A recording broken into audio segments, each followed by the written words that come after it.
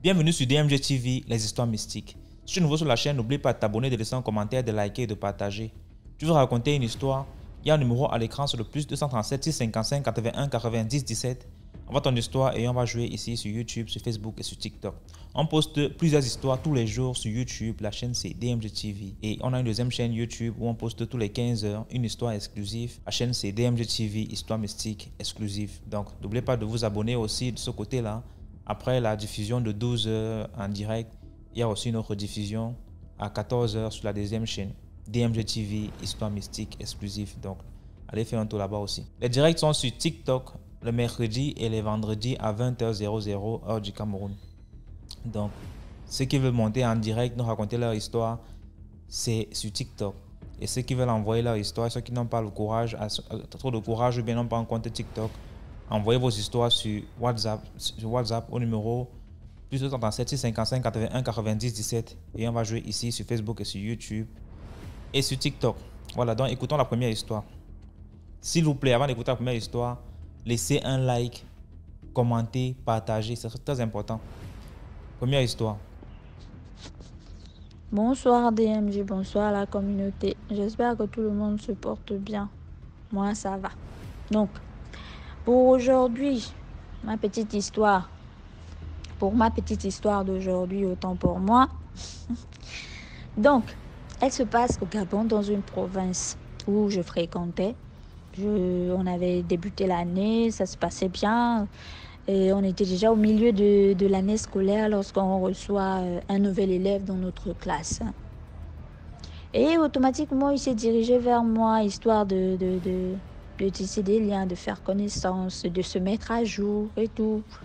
On a commencé, et puis voilà, quoi, on a fait connaissance, etc. Mais à chaque fois, quand je le voyais, j'avais toujours le frisson et j'avais l'impression que le jeune homme, il n'était pas seul en fait. C'est cette impression-là que j'avais. Et à chaque fois, c'était comme ça quand j'étais avec lui. Donc, on a continué comme ça. On papotait et tout. Pendant une pause de récré comme ça, mes amis et moi, on lui demande que l'année scolaire a commencé depuis toi, c'est au milieu que tu viens comme ça là. D'où il nous répond maintenant que en fait, si je suis là au milieu de l'année, c'est parce que mes parents veulent me punir. Ils disent que je n'ai pas envie d'apprendre, que je suis turbulent, etc.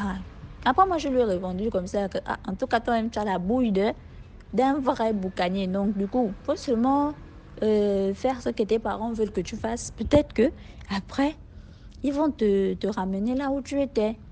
Donc, on a continué comme ça. On était toujours ensemble et tout pendant les pauses, etc.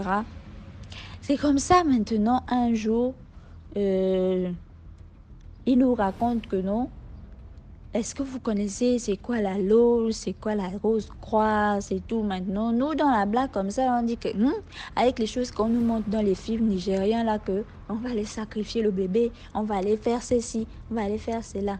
Des trucs dangereux comme ça, là, pardon, nous, on ne peut même pas s'intéresser à ce genre de choses. Donc, lui, de nous dire maintenant que, oh non, ce que les films vous disent là, ce n'est pas vrai, c'est faux, c'est juste la fiction. Sinon, on ne prend pas le sang, on ne demande rien et tout ça là.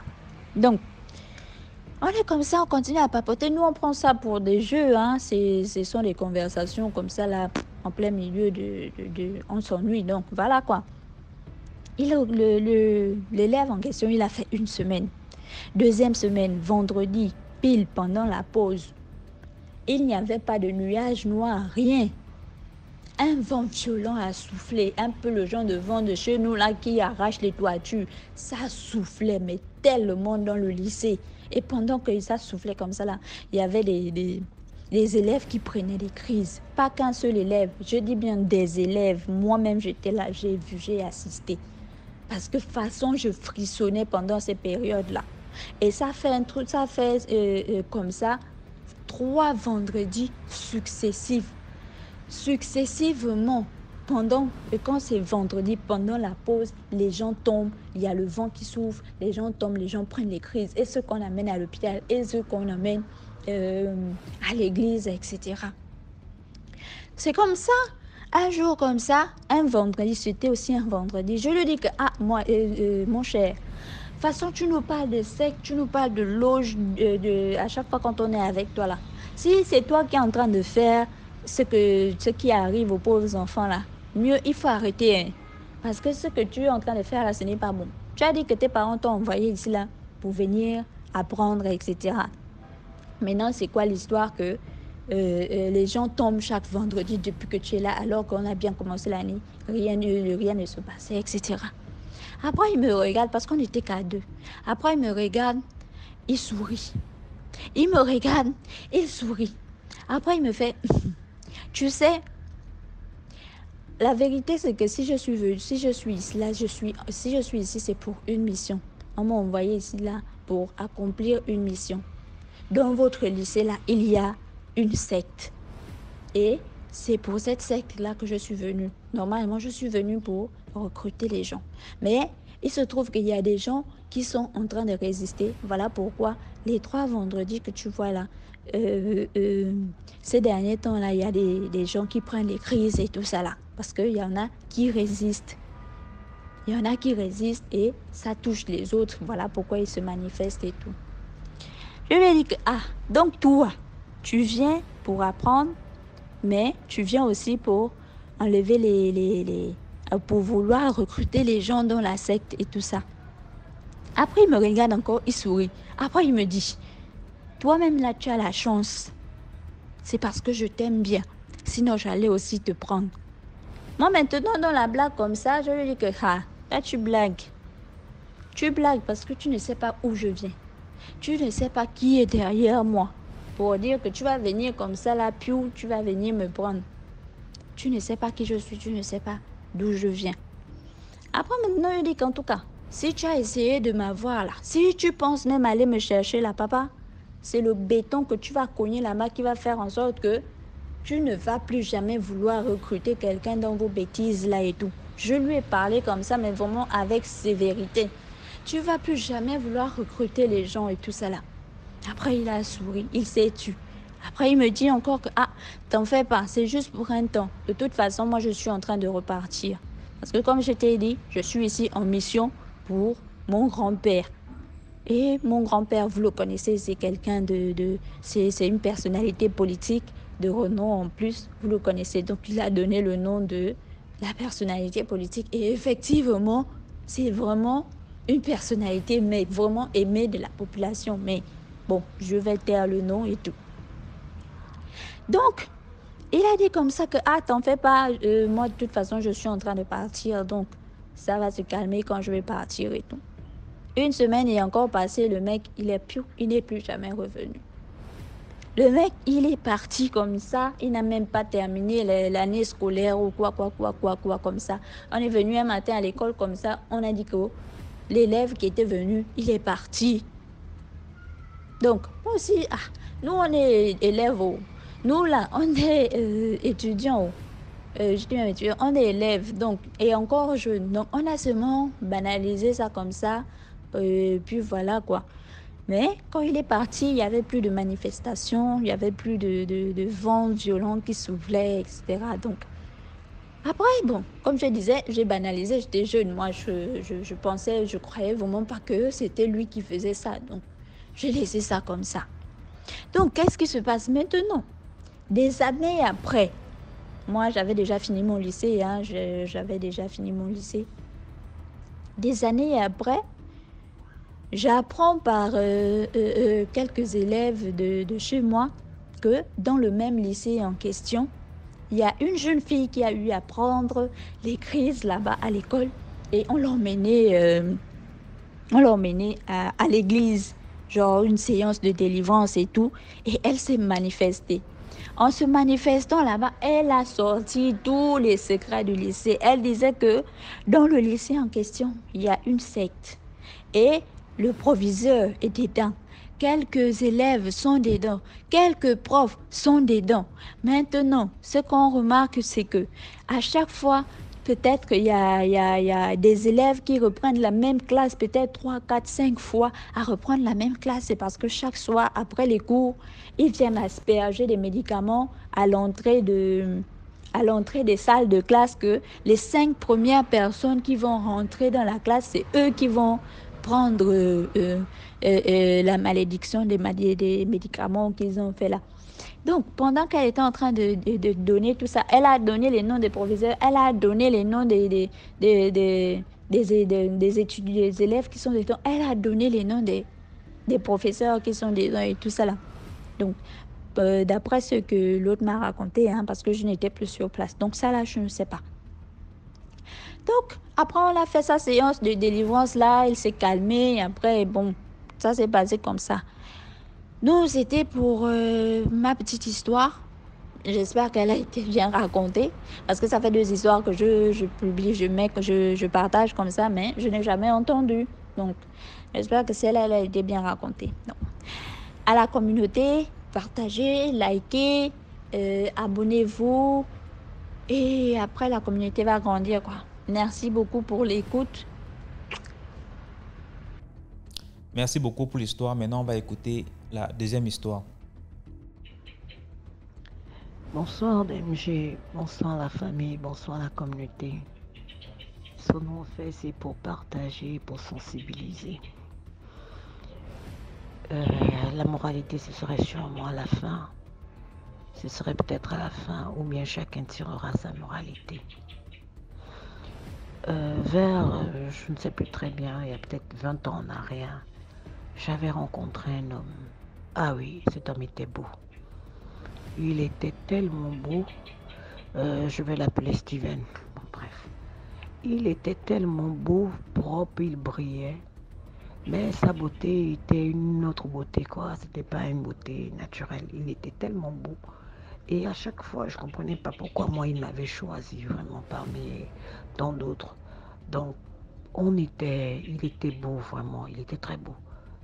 Et du coup, on sortait ensemble, on se baladait, il me présentait à certains de ses amis et il m'amenait chez lui. On allait chez lui, on faisait ce qu'on avait à faire et puis on rentrait. Mais il m'avait dit quelque chose. Après 18 heures, ne viens jamais chez moi. Ne viens jamais chez moi, il ne vient jamais chez moi à l'improviste. Si tu ne m'appelles pas aussi, moi-même je ne t'amène pas, ne viens jamais chez moi. En tout cas, le gars habitait vers la Sablière, là-bas, en Gonje, quelque part là-bas. Il était mal beau à chaque fois que j'étais avec mes copines. Oh, tu l'as rencontré, oui, il est beau. Il avait toujours des bijoux, il brillait, il était tellement... Je me suis dit, mais qu'est-ce que l'enfant l'a su avec moi? Une fille banale comme je suis là, mais qu'est-ce qu'il suit chez moi? Alors, il m'offrait toujours des présents, vraiment. C'était des trucs vraiment très très bien. Une belle relation.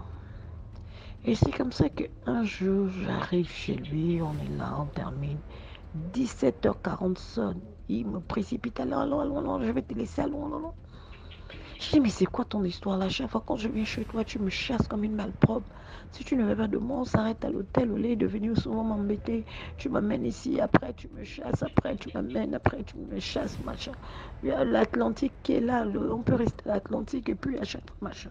Dès que j'arrive chez toi, quand il est 17h, tu me chasses comme un poisson pourri, machin. Il me dit, c'est pour te sauver la vie. C'est pour me sauver la vie. On t'a dit que je vais mourir demain. Vous-même, vous connaissez la bouche des femmes. J'ai ramassé, c'est monté, c'est descendu, je l'ai insulté, je suis partie, m'a déposé. Deuxième jour, c'est la même chose. Ça s'est passé comme ça, peut-être 2 ou 3 mois plus tard.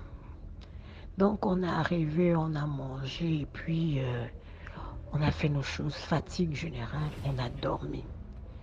Vers 19h, je ne sais pas quelle heure il faisait déjà. J'ai entendu seulement les... En fait, je dormais et j'ai vu une dame assise. En fait, son appartement était tout en blanc. C'était un appartement blanc, tout était blanc avec certains trucs peu en moi, mais moi, je n'avais pas regardé tout ça. Je regardais dans le fauteuil en face de moi, parce qu'en face de lui, il y avait un fauteuil. Et il y avait une dame avec les bras croisés qui me regardait dormir. Qui me regardait dormir tellement en colère. Les rideaux s'envolaient, il y avait le vent, il y avait... Je me réveille. Je l'entends en bas qui discute avec quelqu'un. Je t'avais dit de ne pas mêler les filles dans cette maison à partir de 7h. 7h, c'est mon heure. Qu'est-ce qu'elle fait là? Je vais la tuer. Il dit non, tu ne peux pas la tuer. Tu ne la tues pas. Tu as déjà tué tant.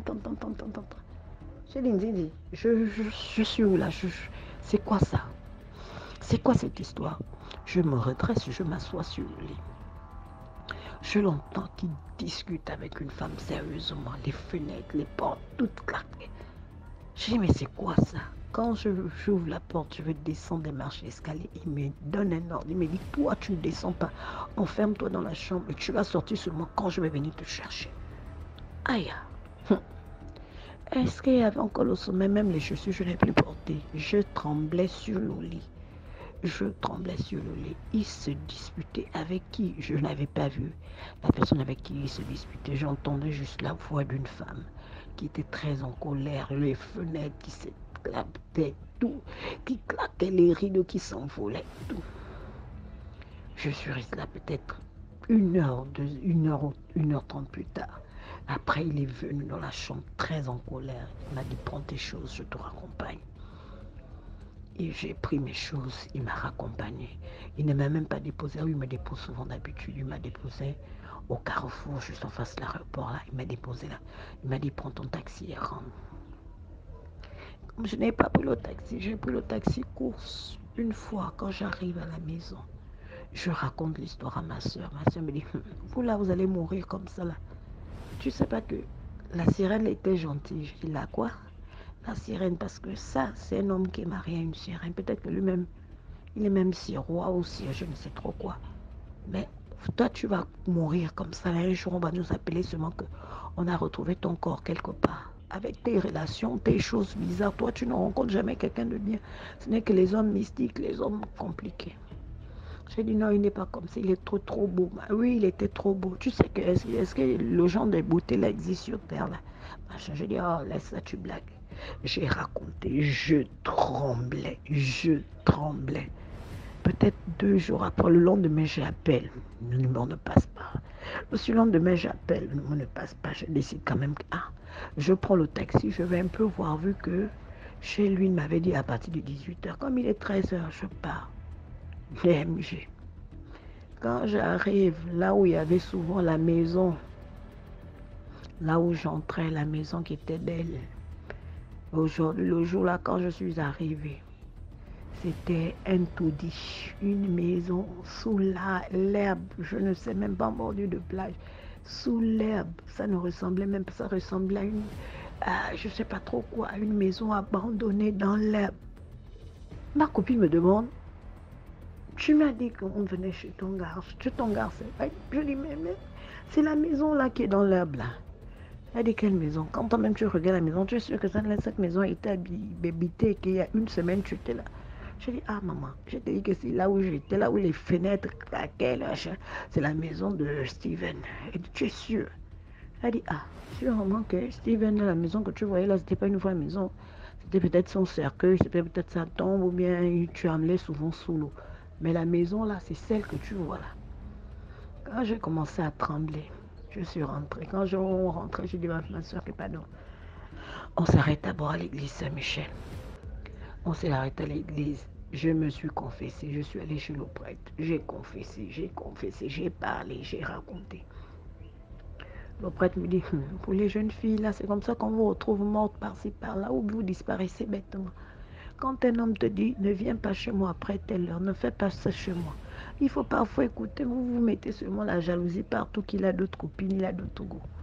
Mais si la chose qui discutait avec lui là t'avait tué, tu devais faire comment? Si la maison que tu as vue délabrée là, qui ressemble à une nouvelle maison où tu allais, tu dormais souvent. Si la maison là n'était pas comme ça, tu devais faire comment? C'est comme ça qu'on vous retrouve, on vous cherche, on vous retrouve morte à gauche et à droite. Là, vous disparaissez dans les eaux. Le prêtre m'a donné des psaumes à lire. Il m'a fait des bains, des parfums dans Saint-Michel qu'il fallait brûler, il fallait couper les liens parce que selon lui, l'esprit de la dame là devait revenir me chercher, quelque chose comme ça. Donc après ça là, les garbots, je ne les regardais plus. Les vilains, même les vilains, là, je ne regardais plus. Parce que cette histoire m'avait tellement traumatisé, m'avait tellement fait peur, que je suis restée chez moi pendant un bon bout de temps. Donc, depuis là, quand un homme me dit, à partir de 7h, ne viens plus chez moi, même 6h50, je ne viens même plus. Quand un homme me dit, ne fais pas ci, je ne fais pas. Parce que j'ai failli laisser ma vie à cause d'un million de garçons. Merci. Chacun tirera la moralité de cette histoire. Merci et bonne soirée. Merci beaucoup pour l'histoire. Maintenant, on va écouter la troisième histoire. Bon, ok. L'histoire que je vais raconter parle de l'amitié. Il s'agit ici de 3 jeunes filles, 3 jeunes adolescentes qui ont fréquenté ensemble, elles ont grandi ensemble et elles s'aimaient, je peux dire ça comme ça, elles s'aimaient. Et parmi les 3, il y avait 2 qui s'entendaient vraiment bien. Elles s'entendaient vraiment bien. Et la troisième s'en foutait en fait. Donc, elle s'en foutait de tout et de n'importe quoi. Elle se disait, en fait, même quand on venait lui dire des choses sur ses 2 amis, elle s'en foutait. C'est une histoire que j'ai vécue. Moi-même, j'ai vécu cette histoire-là. Elle s'en foutait. Elle disait que vous ne pouvez pas, vous voulez juste nous séparer, l'amitié s'est montée et descendue et autres. Donc, elle faisait tellement confiance à ses 2 copines. Alors que ces 2 copines, en réalité, la combattaient, mais en secret. Alors, la jeune fille, elle ne considérait pas certaines choses. Un jour, une se lève parmi les 2. Elle vient lui dire que comme tu vois, on a planifié, on a programmé un voyage en fait. Et le voyage, c'est pour aller à l'est Cameroun, pour aller faire les lavages. Parce que tu vois, les jeunes filles de nos âges, on ne peut pas vivre sans lavage. C'est monté, c'est descendu et autres. La fille dit que vraiment, comme vous voyez, moi, mes parents ne m'ont pas appris les choses comme ça. Donc, si vous voyez que vous allez aller faire vos choses, allez-y. Moi, je ne voyage pas et surtout pour ce genre de choses. Les filles sont parties, elles ont fait ce qu'elles avaient à faire. Quand elles sont revenues, elles ont commencé à avoir un peu d'argent. Même les hommes qui venaient vers elles, c'était des hommes influents, des hommes comme ça et tout. Et la troisième là, elle avait son homme, son petit gars là, que bon, s'il lui donne peut-être 5 000, elle va se contenter de ses 5 000. S'il lui donne 2 000, elle va se contenter de ses 2 000. Les filles ont commencé à lancer les mots. Oh, tu aimes montrer que tu es ci. Oh, tu aimes montrer que tu aimes ça. Oh, machin, truc, c'est monté. Genre, elles ont commencé à faire la jalousie. Le tout premier concours que la fille a essayé de faire, parce que elle avait fait un concours, bon, les gens, même ses amis, ses copines l'avaient découragé que vraiment, tu sais, pour faire les NAM, c'est pas évident, il faut que tes parents aient de l'argent, il faut. La fille a dit que ouais, que mes parents aient ou pas, il faut quand même que j'essaye. Et après, je vois si je n'ai pas ce que j'ai quand même essayé, j'ai quand même fait. Alors, elle a composé le concours de l'ENAM. Elle a eu l'ENAM. Elle n'avait pas dit à ses copines là. Non, elle avait dit à ses copines qu'elle a eu l'ENAM. Et tout. Ses copines ont commencé, oh, quand tu nous dis alors ça, c'est pour qu'on fasse quoi? Bref, les paroles de jalousie. Elles ont fini de parler comme ça là. Et en réalité, dans leur cœur, les cœurs étaient noirs. Mais quand elles ont fini de parler comme ça, la fille a commencé à rire. Elles ont commencé à rire, genre, après ça, elles ont lancé les blagues, rire et tout. Elles avaient pour habitude de faire des appels vidéo et autres. Maintenant, quand elle a eu un peu d'argent, elle a commencé à voir son argent en fait. Parce qu'à l'ENAM, vous savez, même quand vous partez à l'école, déjà, chacun reçoit il y a déjà de l'argent en fait. Ton argent passe et tout.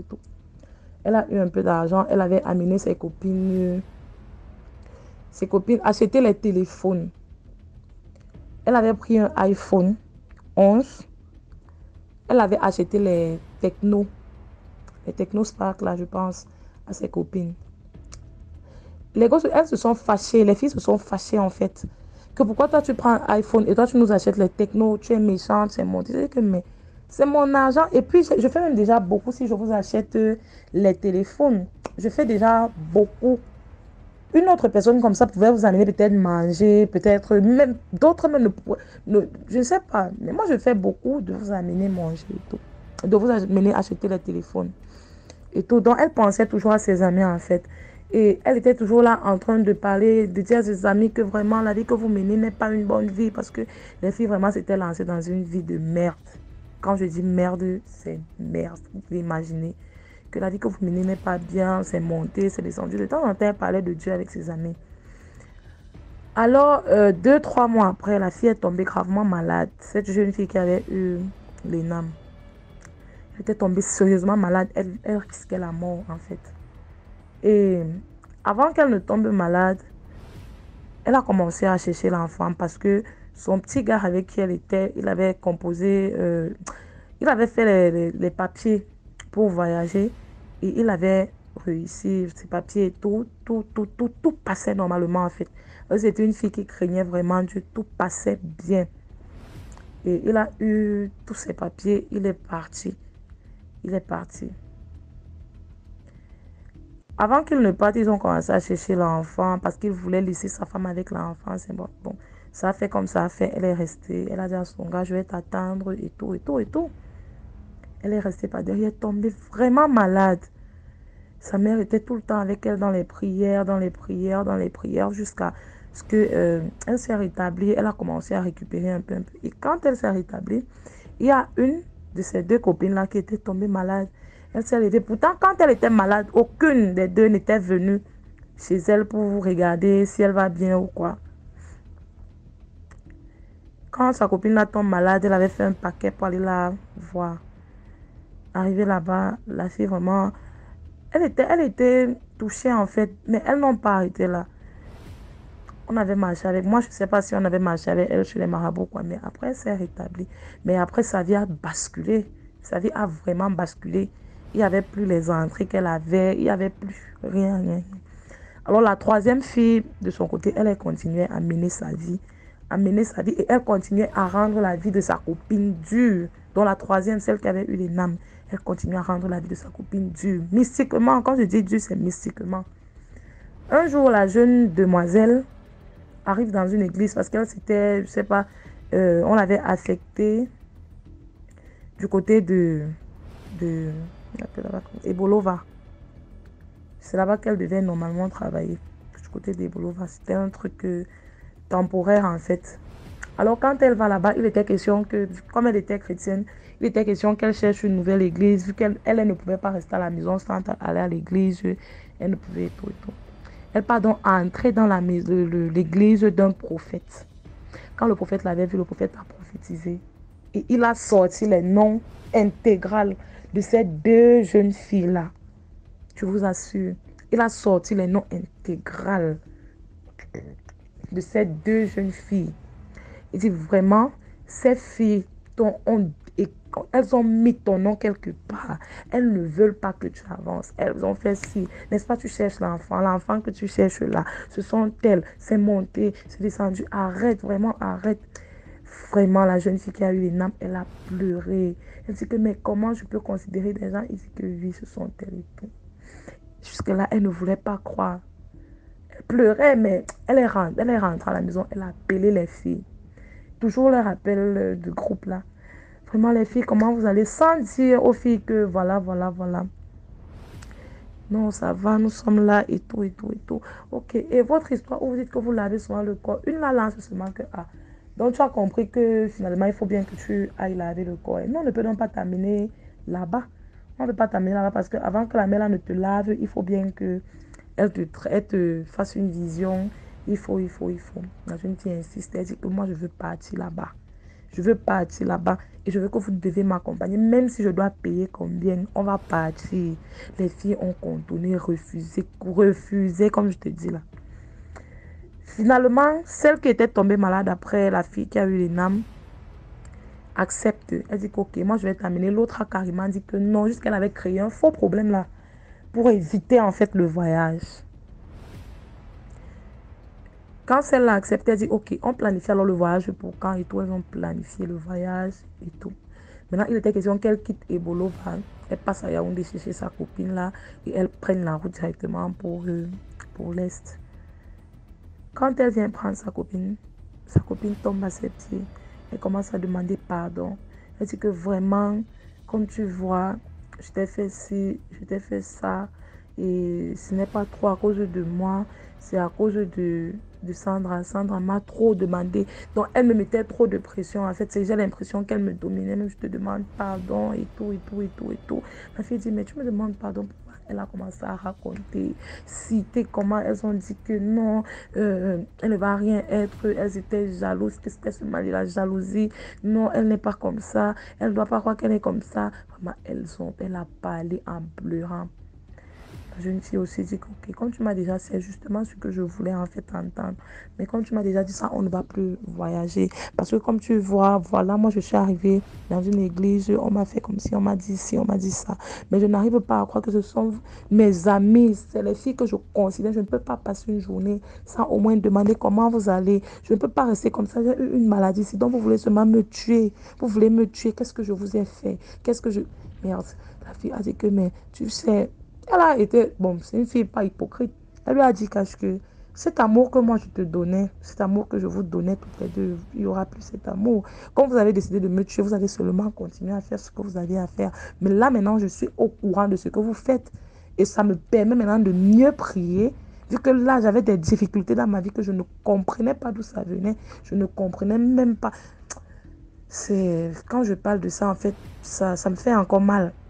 Ça me fait encore mal parce que c'est un peu difficile de vous dire en fait ce que ça fait de subir le mal des personnes que vous aimez. Donc là, je suis en train de sensibiliser les jeunes filles qui aiment s'attacher à d'autres plus que Dieu. C'est mieux souvent d'avoir c'est bien d'avoir des amis. C'est très bien, mais c'est encore mieux de faire confiance en Dieu et en Dieu seul. Parce que ces personnes-là sont que tout le monde n'a pas une même étoile, tout le monde n'a pas un même destin, tout le monde n'a pas, je ne sais pas. Dieu a envoyé chacun avec son étoile. Du coup, l'étoile de chacun brille au moment venu. Le fait d'être pressé, autre là, ça ne mène nulle part. Et après, cette jeune fille a seulement été chanceuse parce que c'était une jeune fille qui craignait vraiment Dieu. Elle serait morte aujourd'hui. Elle ne serait plus des nôtres. Donc, c'est un peu la petite histoire que j'avais à raconter. Je vais peut-être vous raconter. Ok, bonne soirée. Merci beaucoup pour l'histoire. Maintenant, on va écouter la quatrième histoire. Oui, bonjour DMG. Bonjour à toute la communauté DMG. Je tenais à vous raconter mon histoire aujourd'hui. C'est une histoire que j'ai vécue moi-même. Et l'histoire se débute comme ça. J'écris avec une dame. Elle vit en France, mais elle vient d'un pays de l'Afrique centrale en fait. Mais moi, je suis dans un pays de l'Afrique de l'Ouest. Donc du coup, on s'écrivait. Moi, je suis dans le domaine de la vidéo, de la vidéographie, tout ça, le graphisme, tout ça là. Donc elle me disait qu'elle voulait des affiches. Puis, vu qu'elle est prophétesse en fait, elle est pasteur. Donc, je lui fais des affiches, les vidéos, tout ça là. Donc, je lui faisais. Donc, du coup, bon, quand je lui fais même me payer, même, c'est une difficulté pour elle. Genre, elle m'a juste payé une seule fois. Pourtant, j'ai fait des travaux à plusieurs reprises. Je lui ai fait beaucoup de travail, mais c'est seulement une seule fois qu'elle m'a payé. Pourtant, elle me devait de l'argent, comme elle me payait de l'argent. Et jusqu'à un jour, elle me demande est-ce que je travaille à part la faire les trucs de vidéo que je fais, est-ce que j'ai encore un autre métier à côté. Je dis non. Et seulement ça, souvent j'ai des contrats, souvent non, je suis là comme ça. Mais je dis ok, bon, il y a un de ses amis qui va venir dans notre pays. Genre, il est de mon pays en fait. Je vais être le pays aussi. Il est de mon pays. Donc du coup, genre, elle va le parler s'il vient et on verra ce qu'il pourra faire pour moi. Et ok, d'accord, il n'y a pas de problème. Il n'y a pas de problème, je suis là. Donc, du coup, le gars en question, il atterrit. Et une semaine après, il me fait signe, il me dit, bah, bon, on a parlé, donc il faudrait que tu viennes me voir comme ça, on va voir ce qu'on peut faire. J'ai dit, ok, d'accord, pas de problème. Il m'envoie sa localisation. Ok, je prends un taxi, je descends au niveau, je prends la moto, je vais là-bas, là où on m'indique. Arrivé, je suis à la devanture de sa maison en fait, mais j'ignorais le quartier. Et tout d'un coup, je vois une voiture venir garer à côté de moi. Et la personne descend, il me dit, ah, c'est toi, telle personne. J'ai dit, oui, il m'a dit, ok. Comment t'as fait pour qu'on a dit, j'étais là-bas même, mais j'ignorais le quartier, j'ignorais la maison même. Bah, il m'a dit, c'est ici. Je dis, ok, d'accord. On est rentré, on a causé, on a causé. Je partais imitant un billet de 5000. 5000 francs. Et 5000 francs CFA. Celle de truc là. L'Afrique de l'Ouest en fait. Maintenant, moi je suis entré. Après maintenant, et de là-bas, on s'est rien dit d'important parce qu'il m'avait dit que genre, il était un peu pressé s'il devait aller quelque part avec sa maman et ses enfants, tout ça. J'ai dit ok, d'accord, pas de problème. Donc on remet le rendez-vous sur un autre jour. Il m'a dit ok, pas de souci. 4 ou 5 jours après, il me rappelle, il me dit bah il est là, il est là. Maintenant là, on va dans une autre maison en fait, dans une autre cour en fait. Il m'indique là-bas, je me perds dans le quartier. Je l'appelle, il me dit non, non, ici. Je dis non. Il n'a qu'à m'envoyer la localisation comme ça serait facile. Il m'envoie, je suis la localisation, je vais. Arrivé devant la porte, il y a quelqu'un qui sort, qui m'ouvre la porte. Je m'assois, je suis assis, je manipule mon téléphone, il me dit qu'il arrive. Tantôt, il y a une voiture qui klaxonne dehors. Point. On fait rentrer la personne. Il y a une autre voiture qui vient. Point. On fait rentrer la personne. Il y a une voiture qui vient. Point. Oh, qu'est-ce qu'il y a? Il y a quelle fête ici? Il y a quelle fête? Moi, je ne sais pas. Je suis assis encore. L'autre voiture vient. Point. On fait rentrer la personne. Et l'autre voiture vient. Point. On fait rentrer la personne. Et l'autre tournaliste savait que genre, il était occupé avant qu'il me dise de venir. Si moi, je savais qu'il était occupé, je n'allais pas venir. Ok. Non, après le même histoire, il dit ah, c'est comme vous êtes occupé, je vais partir. Il m'a dit non, demain mes gars, ils sont les amis, genre, ils ont une réunion, mais c'est pas grave, t'inquiète pas, que de m'asseoir, d'être à l'aise. Ok, d'accord. Bah, plus que m'a rassuré, je me dis, ah, je suis à l'aise. Ok, je suis assis toujours. Maintenant, encore assis, une fois de vie encore, boum, genre, il klaxonne en fait. On fait rentrer encore. Assis encore, une autre voiture vient prendre. Donc les gens viennent, plus de 14 ou 16 personnes comme ça, sont rentrés dans la cour. Je sors dehors, je regarde les voitures, pas possible. Je dis, ok, moi je suis assis à ma place. Maintenant, ce qui est bizarre, je suis assis, mais genre, il y avait genre, j'étais à la terrasse en fait. Donc, je ne pouvais pas dire que genre, il fait chaud parce que de l'air passait partout. Donc, il y avait la fraîcheur en fait. Donc, je ne peux pas dire que genre, je faisais un mouvement. Mais d'un coup, DMG, je te jure, je commençais à transpirer. Je transpirais, puis je transpirais d'une manière comme ça. D'un coup, ma main commence à trembler. Je tire mon téléphone, mais je commence à trembler. Je ne comprenais rien. Je ne comprenais rien. Maintenant, j'essaie de dire, mais qu'est-ce qui ne va pas avec moi? Bon, je dépose mon téléphone, je suis assis. Maintenant, comme j'avais des écouteurs, je mets de la musique. Moi, je suis un fan de Matt Gims. Donc, je mets de la musique, j'écoute les chansons de Gims. Donc, ce qui me fait truc là. Après, il y a une dame qui vient avec de la nourriture, elle pose. Mais la dame, en regardant son visage, je voyais genre quelque chose de sombre en elle en fait. Quelque chose de sombre en elle. Et puis je vois avec un foulard rouge. Mais qu'est-ce qui me dit, bah, qu'est-ce qui ne va pas? La nourriture qu'on a posée. Je peux avoir faim. Comment? Mais tant que tu ne peux pas quelque chose que moi je vois, et ce qu'on appelle les choux, voilà, les choux dans la nourriture, même je ne mange pas. Je ne mange pas. Je suis assis là-bas. Elle part regarder de l'eau. Ah, tu ne manges pas? Je vais dire non, je n'ai pas encore fait. Ah, il faut manger. Il ne faudrait pas que la nourriture refroidisse ou comme ça. Elle dit ok, je vais manger, mais pas maintenant. Elle m'a dit ok, elle est partie. Maintenant qu'elle est partie, je suis là-bas encore en train d'écouter de la musique. Il y a ma mère qui m'appelle, m'a dit que je suis où? J'ai dit je suis quelque part, comme ça. Elle m'a dit ok, que de faire vite, je vais venir la voir. J'ai dit ok, d'accord, j'ai compris. Maintenant, DMG.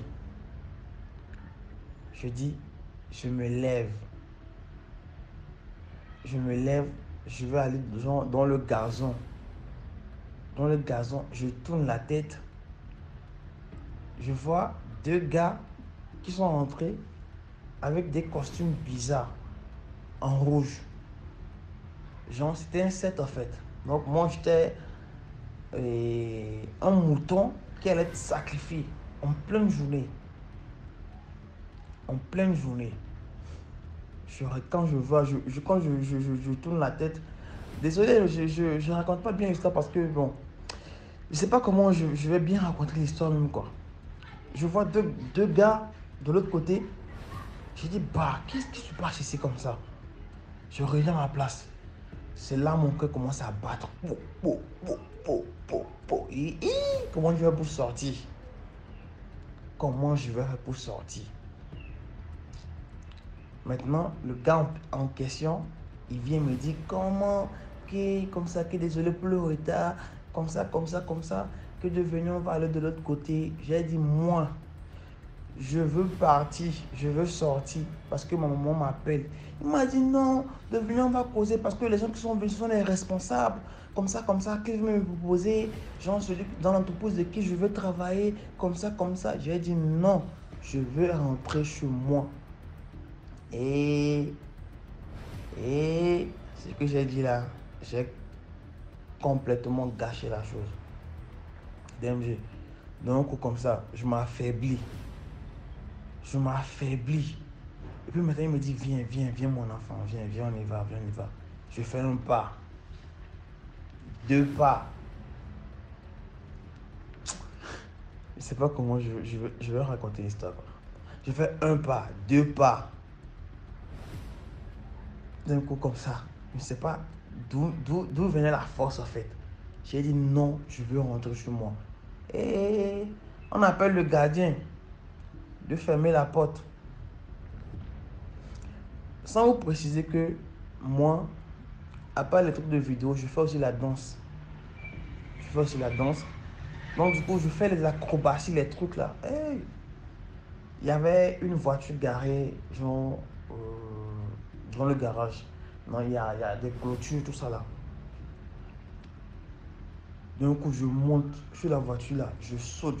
Marie, il y avait les fers. Si tu vois sur ma main, sur mon doigt, j'ai une cicatrice. J'ai une cicatrice sur mon doigt. Ce sont les fers qui restent sur le mur pour empêcher les hauts voleurs d'escalader les trucs là. Je monte avec force. Quand je monte, maintenant je commence à crier au secours, au secours, au secours. Les gens me disent mais qu'est-ce qui ne va pas? J'essaie de sauter, mais je ne sais pas là-bas. Je saute dans un autre coup aussi, je ne sais pas ce qui va se passer là-bas. C'est ça, j'essaie de passer sur les murs, je passais sur les murs. Mais remarquez tout ça, il y avait les piquants, les trucs qui me blessaient en fait. J'ai sauté, je suis tombé de l'autre côté. J'ai couru, je suis allé sur le goudron. J'ai commencé à crier au secours, au secours. On me demande, tellement j'ai couru, tellement j'avais eu peur. Les gens me posent des questions, qu'est-ce qu'il y a? J'arrive pas à parler. Je ne fais que faire. On me dit, calme-toi, parle. J'arrive pas à parler, tellement j'ai peur. J'avais peur. J'arrive pas à parler. Tout ce que moi je voulais, c'était de rentrer à la maison. Je vois un gars de Zemidiaman. Je ne sais pas ce que je veux. Je ne sais pas ce que je veux lui dire. Genre, c'est les conducteurs de moto-taxi là. Voilà. Je ne sais pas ce que je veux dire au gars. Je ne fais que respirer. Je prends mon téléphone. Non, je compose le numéro de ma maman. Je lance l'appel. Je donne au gars. Et puis moi, je suis par terre. Je fais oh. C'est là le gars, il cause avec ma maman. Et il dit, bon, qu'il a.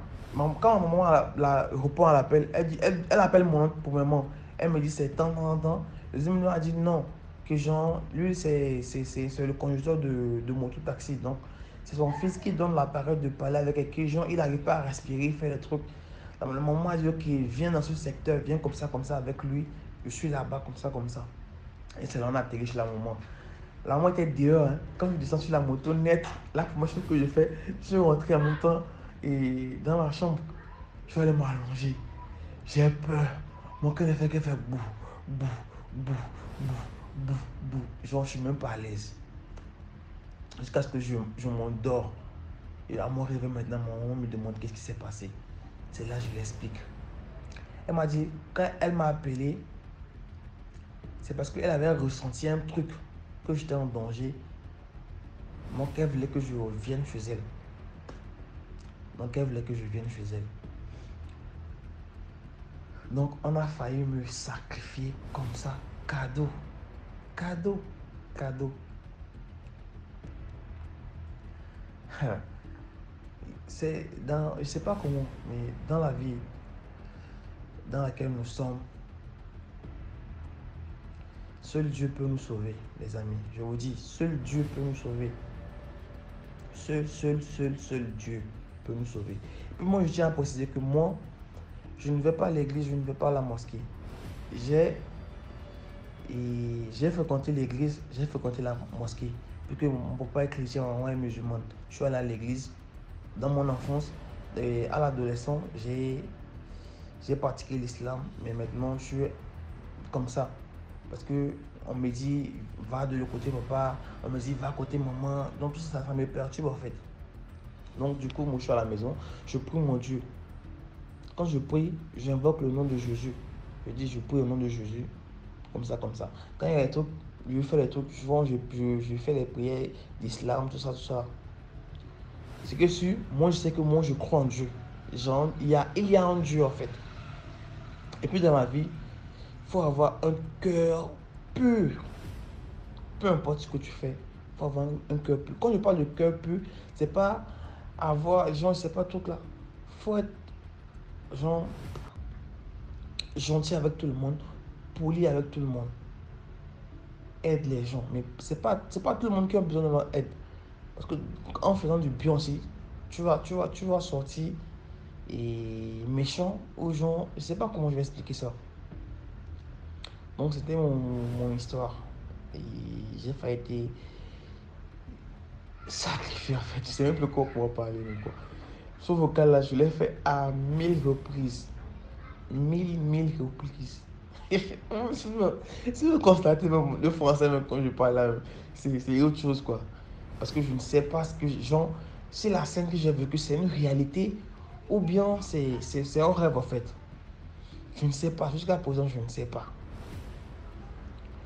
Donc bon, c'est un peu mon histoire et je vous souhaite beaucoup de force et beaucoup de courage à l'équipe de DMG, surtout à DMG, que Dieu vous protège, vous garde, tout ça là.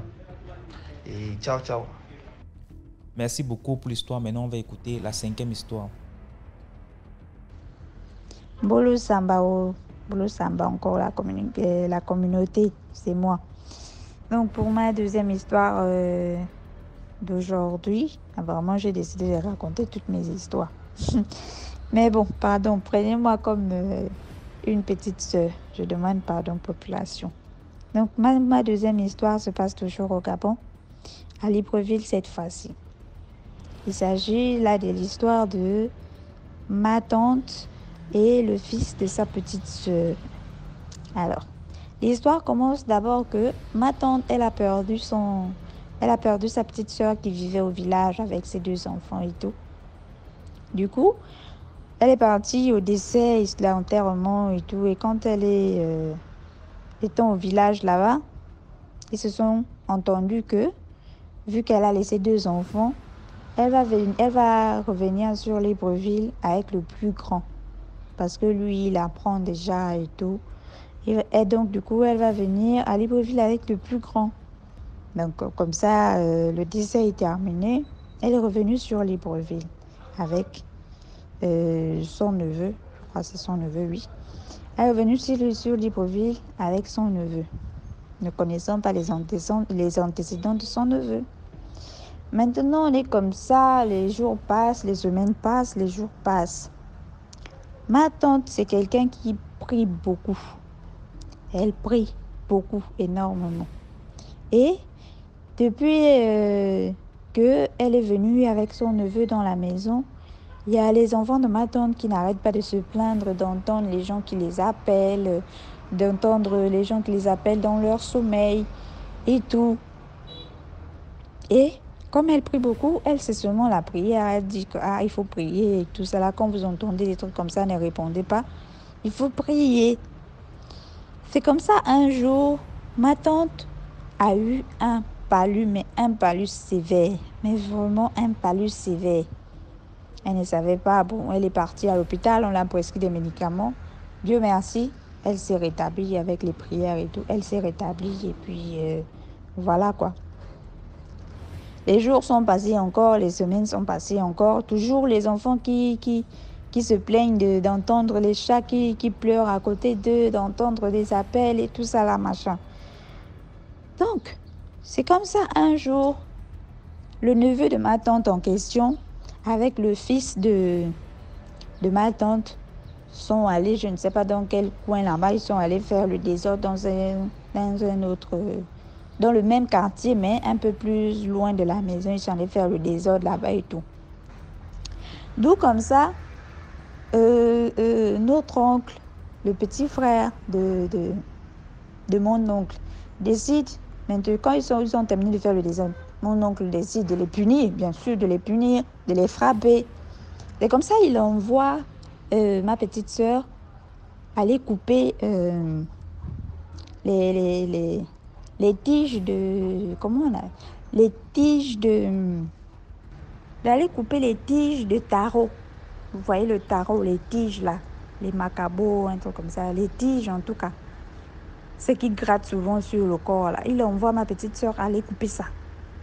Donc, ma petite sœur vient avec, parce qu'on avait ça beaucoup qui poussait derrière là-bas, vient avec, donne à mon oncle. Quand le neveu de ma tante a vu ça, il a crié « Woy! Tonton, pardon, frappe-moi avec tout ce que tu veux. Le pilon, la machette, frappe-moi avec tout ce que tu veux.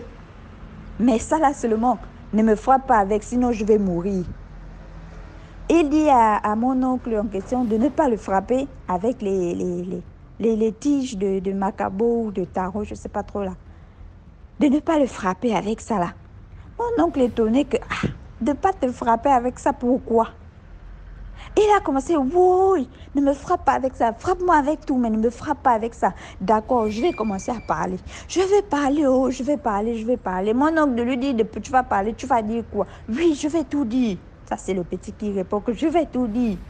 Donc, mon oncle se calme pour dire que, ok, je t'écoute, sinon je te frappe correctement avec ça tout de suite. Là, le petit dit que, là où vous me voyez là, je vais en vampire avec mon petit frère que vous avez laissé au village. La nuit, mon petit frère qui est au village là-bas, il vient souvent me chercher ici là pour que on puisse sortir en vampire et d'où. Maintenant, dans notre voyage là-bas, on a décidé que on allait emmener le fils de ma tante ici là, en question, pour que lui aussi va faire les voyages avec nous. Voilà pourquoi à chaque fois, les enfants disent ici là qu'on les appelle la nuit. C'est souvent nous qui venons pendant la nuit les appeler et tout ça là seulement pour que lui, il puisse venir avec nous.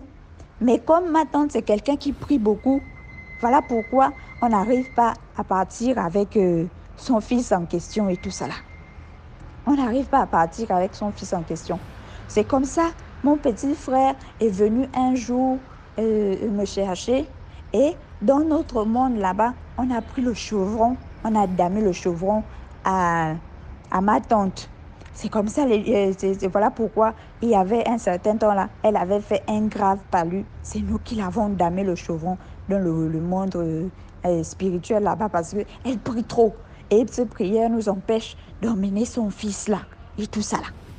Donc nous, on était maintenant que choqués là que, donc nous, on t'enlève au village là-bas. Toi, c'est ce que la tante était seulement choquée. Que moi, je t'enlève au village pour dire que ta mère est morte, de venir ici, là, tu vas apprendre, peut-être Dieu va faire, et puis tu vas devenir quelqu'un, tu vas subvenir aux besoins de ton petit frère. C'est moi et mes enfants, tu viens chercher ici, là, et tout. Il a commencé à pleurer là-bas, que, là où vous me voyez, là, c'est même pas moi, le chef dans le monde spirituel là-bas. C'est mon petit frère qui commande, c'est lui le grand chef là-bas. Souvent, la nuit, il vient me chercher. Mon oncle lui demandait que, quand il vient te chercher là, vous, c'est quoi votre avion? Et non, c'est souvent la boîte sardine. Seigneur Dieu, avec tout puissant, les enfants là. Souvent, les histoires comme ça, là, on entend ça, mais On se dit que c'est juste les enfants qui ont l'imagination, mais il a dit que oh non, notre avion, c'est la boîte sardine. Et on garde souvent derrière le tas de bananiers qui est derrière la maison là-bas. C'est là-bas notre piste d'atterrissage quand on veut venir chercher le fils de ma tante. Le fils de ma tante. Ma tante est restée qu'avec les mains sur la tête comme ça là. Après maintenant, mon oncle lui a demandé que, ok, on t'a entendu. Est-ce que tu es prêt à laisser cette vie-là et tout ça là? Il a dit que, oh non, oui, je veux arrêter, je ne veux plus et tout ça là, machin. Donc là, il a dit, d'accord, je ne te ferai plus avec ça. Maintenant, tu vas commencer à aller à la prière avec la tante et tout. Donc, c'est comme ça, ma tante a commencé à mener l'enfant à l'église, un peu. L'enfant était maintenant là tous les jours qu'à avoir la fièvre, tous les jours qu'au le palu, tous les jours qu'au machin. Mon petit frère veut venir me chercher, mais il ne me voit plus, machin et tout ça là. Jusqu'à, pendant la délivrance là-bas, on l'a délivré, il s'est rétabli. Mais on ne sait pas s'il continue ou s'il ne continue pas. Mais ce qui est sûr, c'est que dans la maison, les enfants n'entendaient plus les gens venir les appeler, venir faire les attouchements, n'entendaient plus les chats qui viennent chanter à côté d'eux et tout ça là. Donc, c'est ça encore ma deuxième histoire. Pour la leçon, vous-même, faut tirer là-bas. Parce que là, l'histoire là, seulement non. Les histoires là, pardon. Donc, partagez, likez. Merci pour l'écoute encore. Merci beaucoup pour l'histoire. Maintenant, on va écouter la 6e histoire. Bonjour DMG, bonjour la famille, bonjour à tous les abonnés. Ce que nous faisons, c'est pour sensibiliser, partager, liker. Je viens ce matin raconter une histoire qui s'est passée il y a 20 ans en arrière. Je crois que c'était en 1995. Donc, ma soeur était très malade, elle était hospitalisée, très malade, et aux environs de 4 heures du matin, elle est décédée, elle est morte, elle n'avait plus aucun signe vital, plus rien. Et pendant ce temps, tout le monde a commencé à pleurer, les médecins ont demandé de la faire sortir de la salle parce que ce n'était pas normal qu'une personne un corps puisse rester dans une chambre pendant qu'il y avait les autres malades. Ma mère a dit, mon enfant n'est pas mort, mon enfant est là dans la salle, donc personne ne touche au corps de ma soeur. Donc pendant que tout cela se passait, il y avait une infirmière qui connaissait les parents, mes parents paternels. Donc elle s'est levée très tôt à 6 heures. Elle est partie, elle a dit à mes parents paternels que voilà, la fille de maître est décédée à l'hôpital. Donc il faudrait que vous alliez annoncer ça à ses enfants. Mon oncle, très tôt le matin, il s'est levé, il est venu, il est arrivé chez nous. Il est arrivé chez nous, il a cogné. Qui cogne? C'est moi. Qui cogne? C'est moi. Mais qu'est-ce que tu viens faire chez nous ce matin? Oh, vous attendez à quoi? Avant qu'on ouvre même la porte, il dit, vous attendez à quoi? On est venu vous dire que votre soeur qui est hospitalisée, décédée. Comme ça, tout cru. On a commencé à pleurer. Donc on a imaginé tous les scénarios. Les gens sont partis de la maison, les gens sont allés à l'hôpital. Donc quand on arrive à l'hôpital vers 7 heures, les médecins ont dit, bon, les pompes funèbres sont là, nous sommes venus chercher l'enfant, on doit l'amener à la mort parce qu'on doit libérer. Ma mère a dit, mon enfant ne bouge pas. Si au village on garde les corps pendant 2 jours, ça veut dire, et les personnes se réveillent, ça veut dire que mon enfant ne bouge pas. Si vous, les médecins, vous êtes venus la nuit pour prendre l'esprit de mon enfant, pour travailler avec l'esprit de mon enfant ne bouge pas. Et si son père ne vient pas, son père ne dit pas que l'enfant là va à la mort, le corps de mon enfant ne bouge pas. Si le corps doit pourrir, le corps doit pourrir. Les médecins se sont fâchés. Mais comment cette dame-là, comment une simple dame peut embêter tout le monde, son enfant ne bouge pas? Est-ce que c'est la première personne à mourir? Donc, il faudrait que cette dame sorte avec son enfant. Elle a dit, mon enfant ne bouge pas. Et c'est comme ça que pendant que ma mère et les médecins étaient en train de se disputer, ma soeur fait un voyage. Elle est en train de marcher dans une vallée, je ne sais pas trop comment elle-même elle nous avait raconté, elle marchait paisiblement. Elle rencontre Primo, la mère de mon père qui était son homonyme. Elle lui dit, toi tu vas où Nina? Elle lui a dit, moi je vais devant là-bas, il y a la belle lumière et puis il y a beaucoup de fleurs, je suis en train de cueillir des jolis bouquets de fleurs. Et son homonyme lui dit, je ne t'ai pas encore appelé, je ne t'ai pas demandé de venir, qu'est-ce que toi tu es venu faire? Elle dit, je ne sais même pas, mais il y a des gens qui sont passés dans la nuit, qui ont dit que c'était des infirmiers qui sont venus pour nous piquer ou je ne sais trop quoi. Et c'est comme ça que quelqu'un parmi eux m'a amené. Elle a dit, va dire, la personne qui t'a amené là, la personne là, est-ce qu'elle te connaît? Elle dit, moi je ne connais pas, la personne m'a demandé de venir cueillir les fleurs, moi je suis venue cueillir les fleurs. Son homonyme lui dit, je t'ai demandé de retourner. Elle dit, non, il y a des belles fleurs devant, juste après toi, il y a des belles fleurs. Le monsieur m'a demandé de venir cueillir toutes les fleurs que je voulais. Elle a dit à ma soeur que, est-ce que tu connais l'homme qui est venu te chercher? Non, il a dit qu'il était médecin ou infirmier, qu'il m'amenait cueillir les fleurs et quand je devais revenir, je devais être guérie, je ne devais plus être malade. La grand-mère s'est fâchée, lui a dit, je t'ai demandé de faire demi-tour. Elle a dit, non, je ne fais pas demi-tour, je pars. Et donc, quand elle dépasse la grand-mère, elle voit des gros chats. Elle avait tellement peur des chats qu'elle a fait demi-tour. Quand elle a crié, elle a vu les chats. Elle a fait demi-tour et elle s'est réveillée en sursaut à l'hôpital. Il était quelle heure? 9 heures du matin. Donc, de 4 heures à 9 heures. Plus de 3 heures de temps, plus de 4 heures ou 5 heures de temps. Ma mère a refusé que le corps de son enfant ne puisse bouger. Et c'est comme ça, quand elle s'est réveillée, elle a demandé de l'eau. On lui a donné de l'eau. Les médecins étaient étonnés que celle-là, elle sort d'où? Elle était déjà morte, tout le monde, son cerveau, rien ne respirait. Pourquoi? Qu'est-ce qui s'est passé? Mais elle était vivante, bien vivante. Donc, si je partage cette histoire aujourd'hui, c'est pour attirer l'attention de certaines personnes. Parce que aujourd'hui, dans mon pays, on laisse, dès que quelqu'un décède, 5 minutes, 10 minutes plus tard, on appelle les pompes funèbres. Ils viennent, ils prennent le cadavre, le corps, ils partent. Et parfois, on se retrouve à aller retirer les gens dans les tiroirs de la morgue. Quelqu'un, on le laisse droit, après on voit la personne se débattre. Il faut parfois laisser le corps mettre du temps. 2 heures, 3 heures, 4 heures. Si on remarque qu'il n'y a aucun signe vital, là, vous pouvez amener les corps à la morgue. Mais de nos jours, c'est trop. On amène trop les corps vite à la morgue.